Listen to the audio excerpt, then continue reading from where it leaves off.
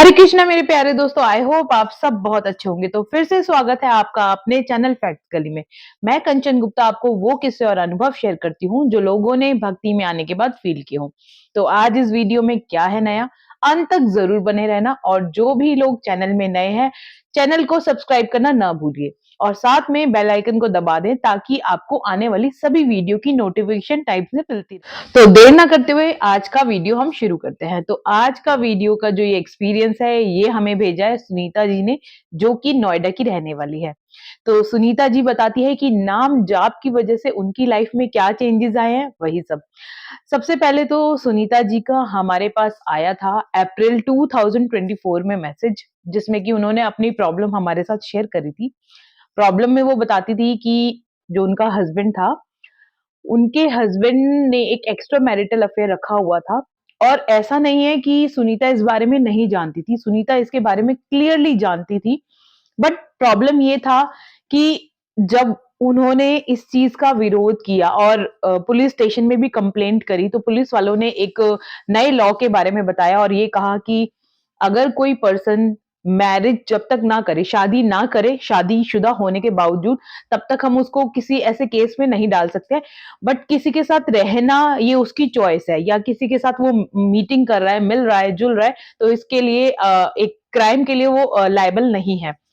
जब ये बात उनको पता चली तो उन्होंने यही सोचा कि अब मैं क्या ही कर सकती हूँ। उनके पास 2 बच्चे थे, तो दोनों बच्चों का सोचते हुए उन्होंने ये बात सोची कि अब तो सब कुछ घर वालों पे पहले छोड़ा। घर वालों ने भी कोशिश करी बेटे को समझाने की, लेकिन बेटा हर बार ये बात से मुकर जाता था। कहता था कि मेरा कोई रिलेशनशिप नहीं है।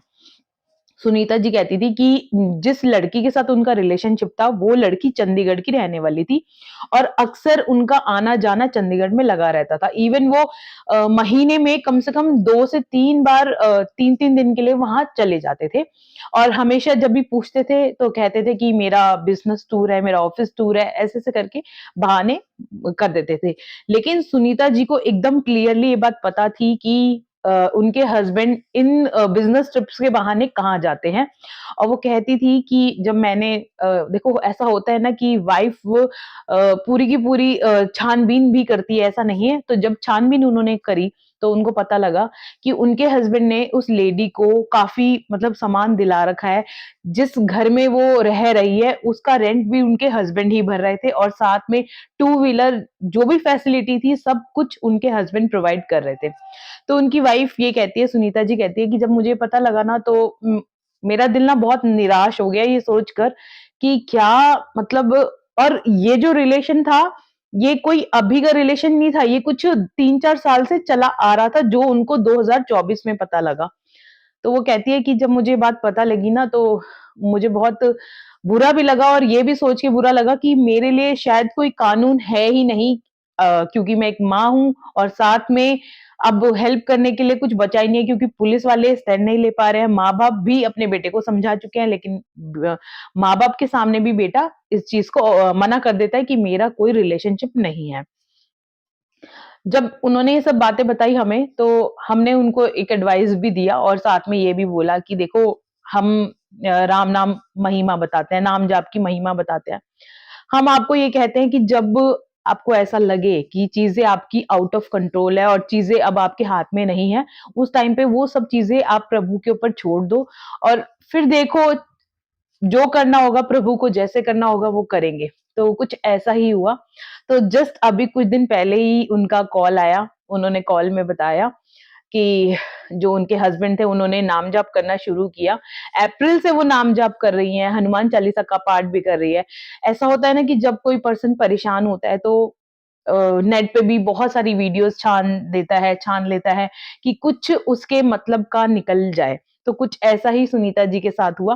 तो सुनीता जी ने बताया, मैंने बहुत सारा वीडियोज़ भी देखा, मतलब बहुत स्क्रॉलिंग भी किया, कुछ भी सोचा कि कुछ भी करके मेरा हस्बैंड मेरे पास वापस आ जाए और उस लेडी का साथ छोड़ जाए। तो वो बताती हैं कि उन्होंने नाम जाप करना शुरू किया, हनुमान चालीसा का भी पाठ किया और साथ में वो रेगुलरली हर मंगलवार और शनिवार को बजरंगबली के मंदिर में जाती थी और मत्था टेक के आती थी। तो वो बताती है कुछ ऐसा चमत्कार उनकी लाइफ में होना शुरू हुआ कि उनके हस्बैंड 2-3 बार ना परेशान होकर आए। तो जब उनके हस्बैंड से उन्होंने बात करी, भी क्या बात है, क्या परेशानी है? तो उन्होंने बोला कि जो फिर उन्होंने थोड़ा क्लियरली खुल के जो बातें वो छिपाते थे ना, अब वो उन्होंने खुल के बात करनी शुरू करी और कहा कि वो जो लेडी है ना, वो मेरे साथ ना बहुत डिसरिस्पेक्ट करके बात करती है, मेरी बिल्कुल भी इज़्ज़त नहीं करती है और एक तुम हो जो मेरे बच्चों को सँभाल रही हो, मेरी माँ-बाप को देखती हो और मेरा पूरा घर सँभालती हो और मेरे से बहुत इज़्ज़त से बात करती हो और मैं जानता हूँ कि तुम बहुत कुछ जानती हो इस बारे में। तब जब ये बातें उनका कन्वर्सेशन होना शुरू हुआ ना, तब उन्होंने बताया कि अब वो बस पैसों का ही डिमांड करती है, सिर्फ़ और सिर्फ़ उसके लिए पैसा ही मैटर करता है, मैं और मेरा प्यार उसके लिए कुछ मैटर नहीं करता। हालाँकि बहुत सारे लोग कहेंगे कि एक ऐसी हस्बैंड के साथ रहना जिसका पास्ट एक्सपीरियंस कुछ ऐसा था या जो एक रिलेशनशिप में था, गलत है। बट देखो, एक वाइफ़, एक मदर और एक शायद बहू जो एक घर में काफ़ी सालों से रह रही है, उस घर को छोड़ के जाना बहुत मुश्किल होता है। तो कुछ सुनीता जी ने भी ऐसा ही सोचा, अपनी शादीशुदा लाइफ़ को बचाने के लिए उन्होंने सोचा था, उन्होंने जो प्रभु से माँगा था, वो यही माँगा था कि मेरे हस्बैंड को सद्बुद्धि आ जाए और मेरा हस्बैंड अपने वो कहते हैं ना घर लौट आए। तो उनकी कुछ नवंबर में लड़ाई झगड़ा होना काफ़ी ज़्यादा चालू हो गया, जिसकी वजह से उनके हस्बैंड ने वहाँ जाना छोड़ दिया। अब वो बताती है कि उनके हस्बैंड ने उनसे कंप्लीटली रिश्ता तोड़ दिया है, अब उनकी कंप्लीटली घर में वापसी हो चुकी है और वो इस सब चीज़ों का इन वो कहती है इस समय में मैंने ये चीज़ समझी कि जो कोई कुछ नहीं कर पाता ना, उस समय में प्रभु ही है, जो आपकी लाइफ़ में चेंजेस कर सकते हैं। वो इन इस समय में इतने मंदिरों में उन्होंने दर्शन किए ना, इतने सारे मंदिर गई और वो ये कहती है मैंने कौन-सा एक ऐसा मंदिर नहीं था, जहाँ मैं नहीं गई और जहाँ मैंने अपने हस्बैंड की वापसी के लिए प्रेयर नहीं करी, बोला नहीं कि मेरे हस्बैंड को सद्बुद्धि आ जाए और फाइनली अब मुझे ऐसा लगता है कि भगवान हो सकता है थोड़ा देर में सुने, लेकिन सुनेंगे ज़रूर। अब मैं इस चीज़ को मानती हूँ कि जो भी मैंने प्रेयर करी, प्रार्थना करी, वो सब भगवान ने सुन ली और अब मेरे हस्बैंड घर को वापस हो चुके हैं और यही मेरी एक खुशी का आधार है कि जो मैंने चाहा था वो मुझे मिल गया। तो आज इनका जो एक्सपीरियंस है वो आप लोगों के लिए भी एक मोटिवेशनल वीडियो बन सकता है कि जब आपको ऐसा लगे कि चीज़ें आपके अकॉर्डिंग नहीं हो रही है और चीज़ें आपके हाथ से निकली ही जा रही हैं और कोई भी उन चीज़ों को सँभाल नहीं पा रहा, तो आप अपने दिल को छोटा मत करना।